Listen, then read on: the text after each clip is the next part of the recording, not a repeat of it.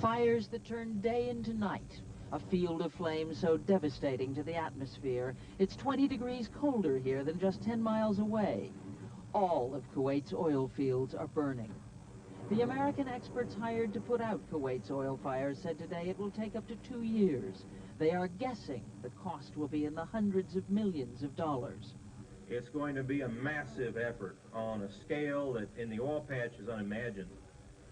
We're talking about hitting the beach like the Marines hit the beach in fighting a war.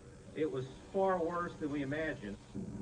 Picking their way through minefields and unexploded ammunition, the assessment teams from Red Adair's company and 3 others concluded they may be able to start putting out the fires by the end of next week, once they fly equipment in from Houston. Every day, as many as 4.5 million barrels of oil are incinerated. What we think is not less than $60 million a day.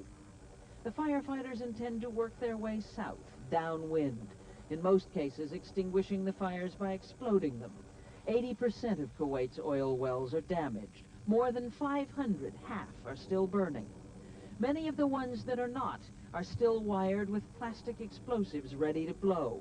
One by one, they are being defused. It is likely to be a year before Kuwait can begin exporting oil again. In the meantime, its burning oil fields are an eerie and surreal spectacle. As night falls, the flames look even more shocking. The wreckage of war lit up by what has been compared to the fires of hell. Are on fire. Only those which lost pressure and stopped spewing oil to the surface are out.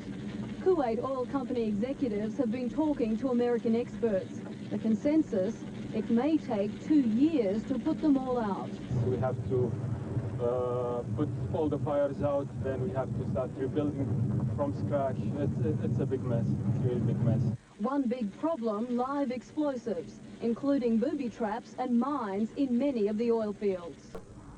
Scientists fear the sulfur and the dense smoke will eventually turn to acid rain, affecting crops in neighboring Iran, Iraq and Turkey, even drifting to Pakistan and India.